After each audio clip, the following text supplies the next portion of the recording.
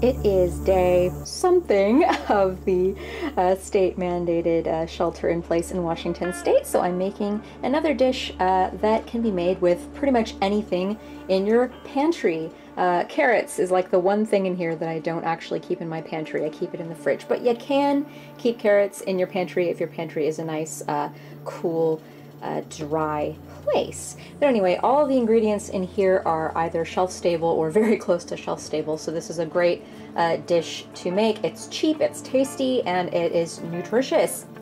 So we have chickpeas here. This is 2 cups of chickpeas.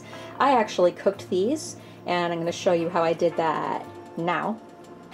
So if you saw my what's in my pantry video that I did a little while ago, I went through everything in my pantry and I chronicled, you know, how many calories each thing I had was and how long I could survive potentially off of that. What I forgot to include, because I didn't know that I had this, was these dried chickpeas.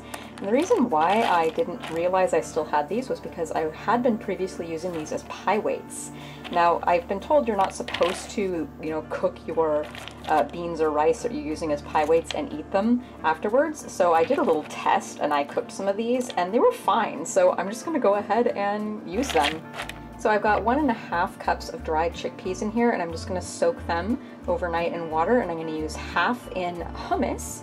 I've got a video already up showing how to make hummus that I did a few years ago, and the other half I'm gonna use for this dish. You just want to cover with enough water because these are going to expand. And you can of course use canned chickpeas if you have them and if you don't want to deal with dried chickpeas. It's the next day and I have the chickpeas in a bunch of water in this pot, and I've salted it gently, and I'm going to bring it to a boil, and then I'm going to lower it to a very low simmer and cook these chickpeas until they're done. It usually takes about an hour and a half. You can always use canned chickpeas if you have canned chickpeas, so 2 cups of that. This is 2 carrots diced, and this is 3 cloves of garlic finely minced. I have some ghee. I'm going to use 2 tablespoons of it. You could use butter, you could use coconut oil, you could use margarine, you could use vegetable oil, olive oil, whatever kind of fat you want to use. I also have some salt and curry powder. This is not real Indian food. It's sort of Indian-ish food, but curry powder, it's a really nice like gateway spice for people who aren't really used to eating spicy food to try. It's delicious, and it's actually one of the cheaper spices, especially if you buy it in bulk.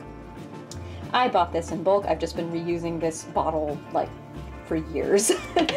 And then here I have some leftover cooked rice. This is a cup of raw rice that I cooked normally as one would cook rice, and then I just spread it out on this cookie sheet to dry out and to cool off so that it will make better fried rice. This works a lot better with actual leftover rice, but I didn't have leftover rice. I'm making this fresh, so yeah, you can do it with fresh rice as well as long as you dry it out.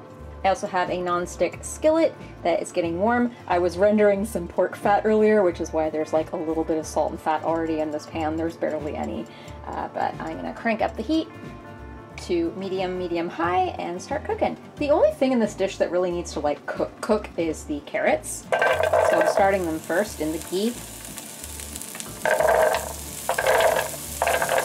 You want these carrots to be pretty much fully cooked before you add any of the other ingredients, because the other ingredients don't take very much time at all. A little salt just to help them along.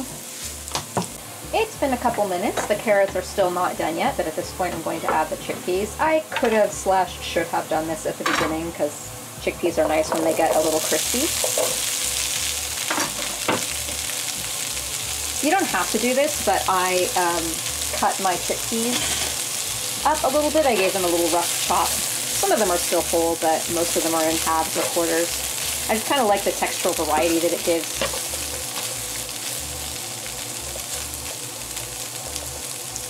So you know your carrots are done when you can stick a fork in them. Some of them are done, some of them are almost done.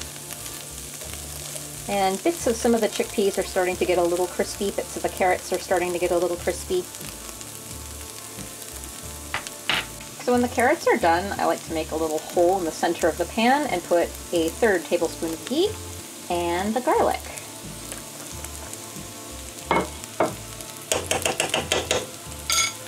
If we had put the garlic in at the very beginning, it would be burnt by now, so I add it towards the end like this, right before I put the rice in.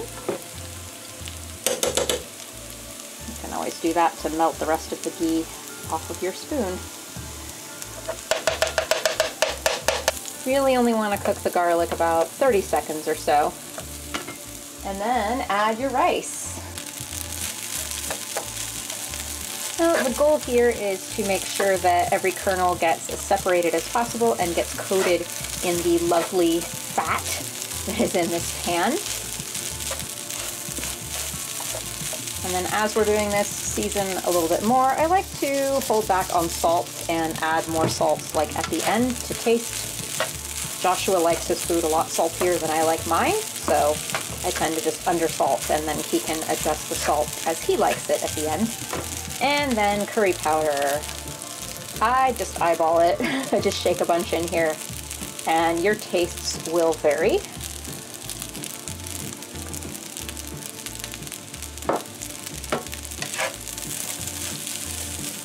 If you want it to be extra spicy, like most white people, curry powders like this are not very hot and spicy, you can always add some cayenne pepper.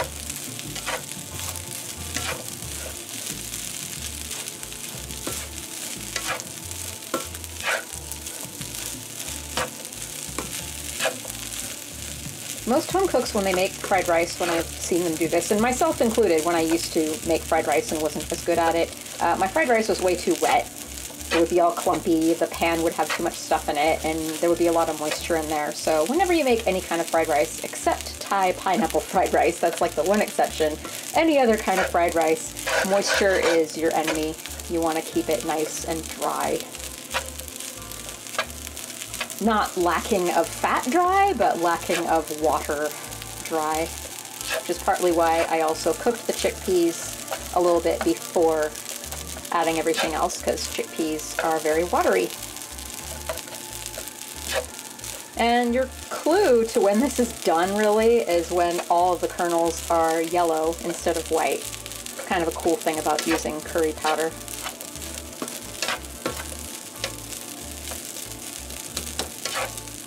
So pretty. If anyone were doing one of those like, I ate only yellow foods for a day videos, you could use like yellow carrots and then eat this meal, because this is pretty much all yellow foods.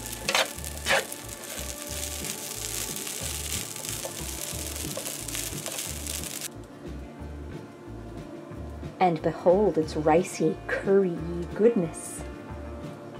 What do you think, Hermione? Yes? Oh my goodness. Ah, memories.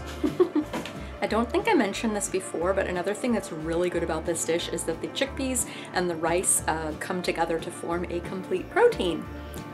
It's got fiber, it's got protein, it's got vitamins and minerals, it tastes good, it's shelf stable, and it's cheap. So it ticks, and it's vegan also if you want it to be very easily vegan. So it ticks all the boxes. So hope you try this during your quarantine. Hope you're all staying safe and happy. Try this even when it's not quarantine, because it's a pretty tasty dish. And I'll see you next time.